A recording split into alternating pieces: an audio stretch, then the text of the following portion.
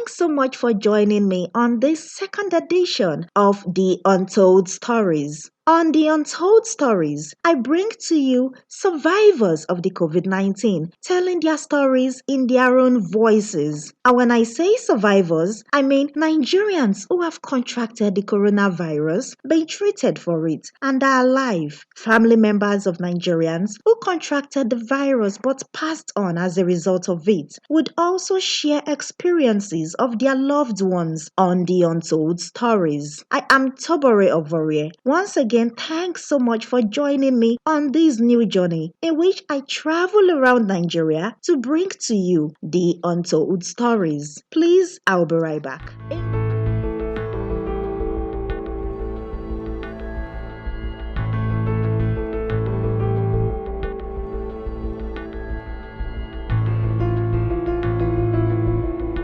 In this second edition of the Untold Stories, Ivie Akenzwa, a writer, journalist, and science researcher who lives in Delta State, opens up for the first time about her mother's brother who contracted the COVID-19 but passed on as a result of it. Kindly listen to her speak. The name of the family member who contracted COVID-19 and passed on was Bob Osazuwa. He was 76 years. He was an engineer. He was from Edo State, and he died in Lagos from complications resulting from COVID. He was a father of two children who were in their 20s, and he is my mother's brother. I'm not sure what date he died. He died maybe in August. I don't exactly remember now. Mid-August or late August. I don't know his favorite color. I know he liked egusi soup with pounded yam or eba. He was quite brilliant. He was not a nerd, but he was such a brilliant engineer. He worked all over the world, in Nigeria, in Russia, in the US. He's at his age, people would still pay him to come and do work for them. He was that kind of a brilliant man who made you have value for yourself. Even if he related with you, if he were around you, he would help you appreciate or bring out those things you didn't even know that you possessed. He was involved in your life if you were close to him. He was a part of your life, not just as an uncle, as a mentor, as somebody to look onto, as a backbone. He was a good, decent human being. He was, every time I wrote something, I put out a piece of work and I shared it with him. He would critique it, he would encourage, he would give other dimensions I could have taken my approach from. So he was that kind of a person.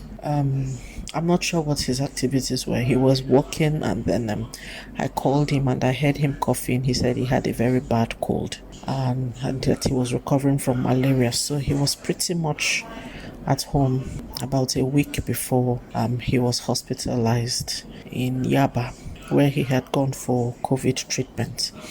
I'm not quite sure what the last activities were. It was in Yaba that it was discovered.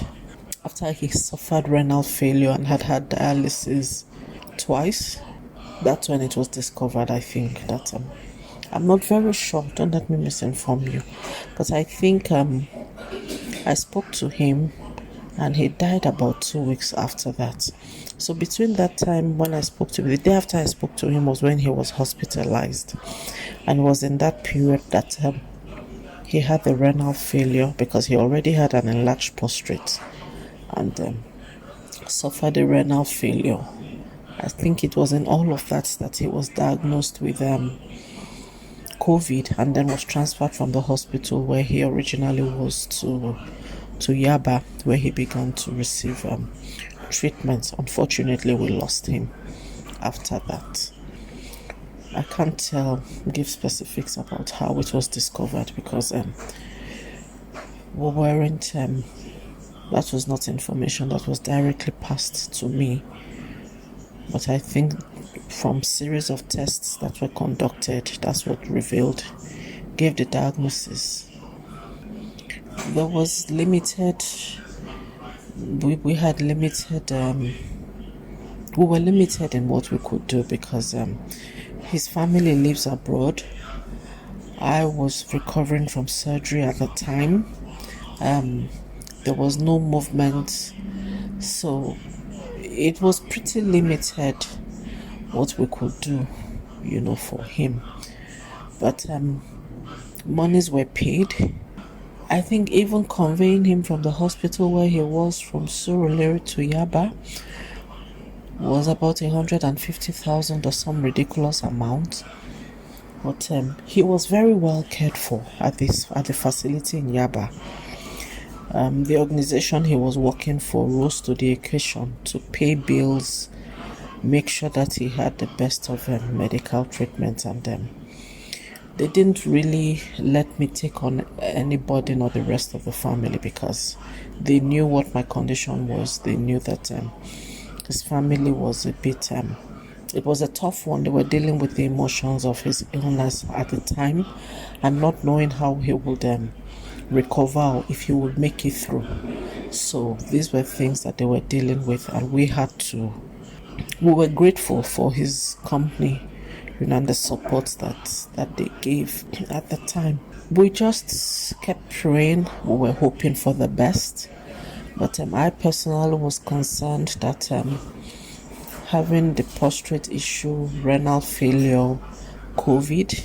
My uncle was such a strong man. I didn't want him in a vegetative state because I thought that would be even more devastating for him than any of the other issues he was dealing with, where he would now be dependent on other people to survive, to do the basic things. So that was a big concern for me. And when I prayed about his treatment, about his recovery, I was praying that the healing would be complete, it would be perfect, it would not be partial, and that he would be restored to good health. Because if I didn't tell you he was 76, you would not know he was that old. He was that on point with everything, on point, nimble, really nimble, up and about, knew his stuff. I didn't want to lose that image of him, So when he ended up at the isolation center in Yaba, it was a big concern for me. The hospital he was admitted in Surulere for malaria, I think, conducted the tests, and they were responsible for taking him to the facility in Yaba. I am not sure if there was contact tracing done, but his driver, who was always around him, was tested. He lived alone in the apartment where he lived in Lagos. He had been working from home from the lockdown, so we're not even sure how he contracted the virus because he was very, very, very finicky about the social distancing and wearing masks and all of that. So he was working from home for at least 1 month, maybe more, before he took ill and passed away. I don't have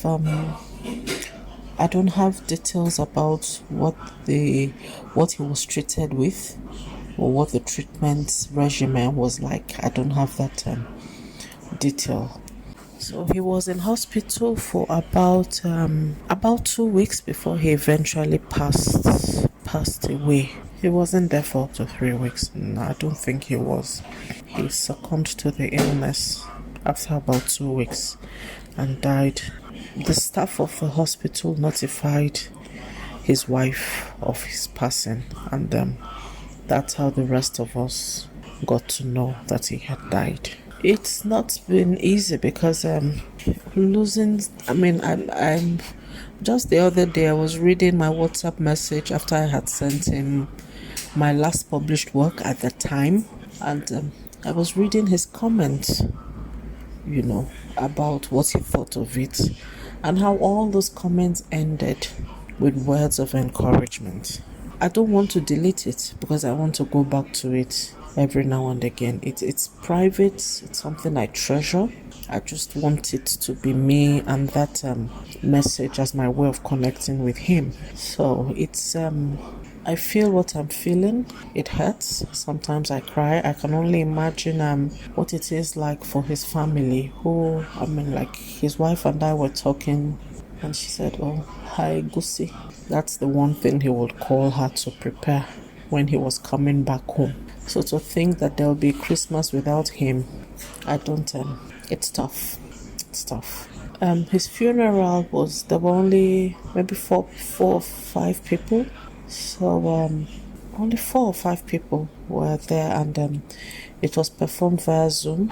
It was quite a lot of emotions. So his family preferred not to be a part of a live streaming of the funeral. They just wanted it videoed and sent to them, which they would watch later on. I'm not sure if they've watched it now, but it was quite strong, not even being able to say goodbye to him physically because it was in the peak of the pandemic, and so the rules were strict, and you knew that you also had to respect the rules because you didn't want to take any chances with getting infected. And for me, it was even a no-brainer to be able to attend because I was still in recovery from surgery. So I couldn't attend it. So we had 2 cousins who attended it along with staff from the IDH infectious disease hospital in Yaba who were there to perform the funeral rites. So that's how that went.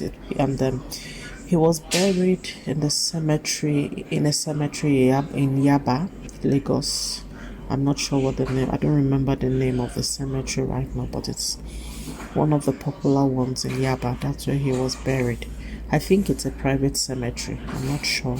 So it was a bit of the funeral with the extended family wanting his body to be brought back home, and us saying, look, this is not a regular death. Even for regular deaths at this time, it's not likely that you'll be permitted to be traveling with corpses all over the place, let alone this one. And so we had to let them know that if that's the extended family in the village, that if you were going to go on with this back and forth, bring his body, don't bring his body, let his wife do this or that, the government would bury him on our behalf. So I think that was the wake-up call for them to sit up and let things go and go quickly, because the burial brought closure.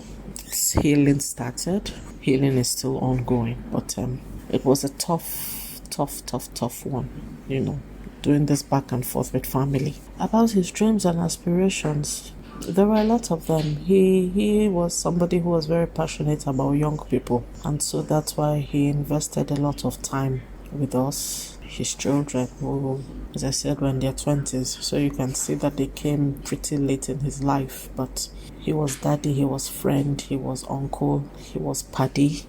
He fit regardless of our age differences, but he blended in, he understood. So I think not seeing young Nigerians have the kind of opportunities that he had as a young Nigerian, and his ambition to change that in his little corner with the ones that he reached out to or came in contact with.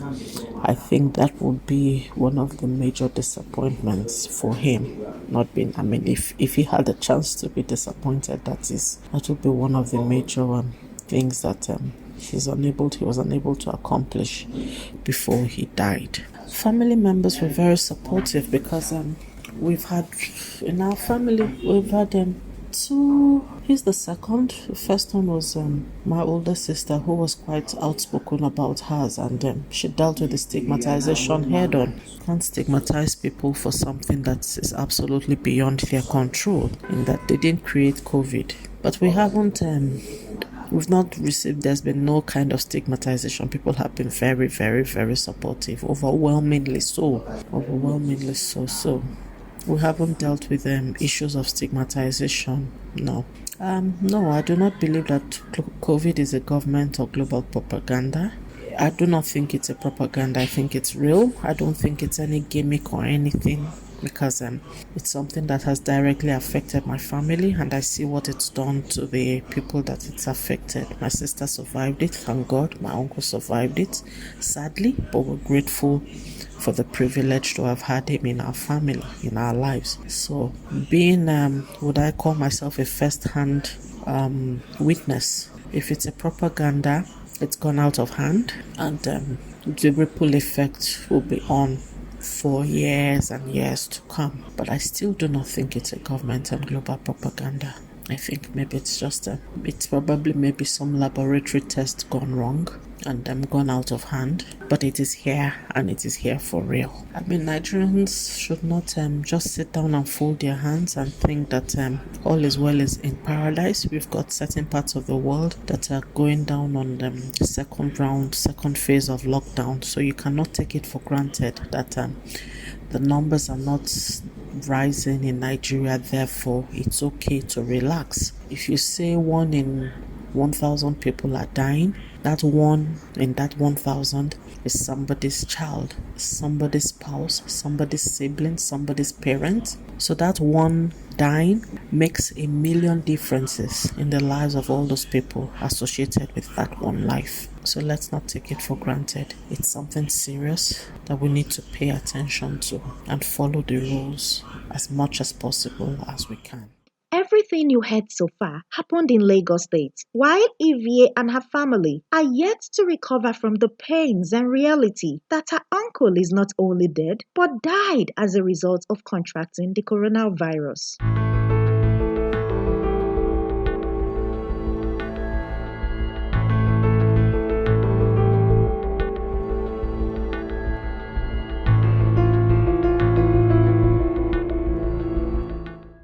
This is the Untold Stories. We can kick COVID 19 out of Nigeria by cleaning our hands frequently with soap and water, making regular use of hand sanitizers when we don't have soap and water close by, maintain at least 1 meter distance from other persons, cover a sneeze or cough with a tissue or bent elbow, and immediately dispose of tissue in a closed lid bin. And avoid touching eyes, nose, and mouth. Thanks so much for being a part of today's edition of the Untold Stories. My COVID 19 non fictional travels continues. I am Tobore Ovore, and I'll be right back with more Untold Stories. This report was facilitated by the Wole Soyinka Center for Investigative Journalism, WSCIJ, under its COVID 19 Reality Check project.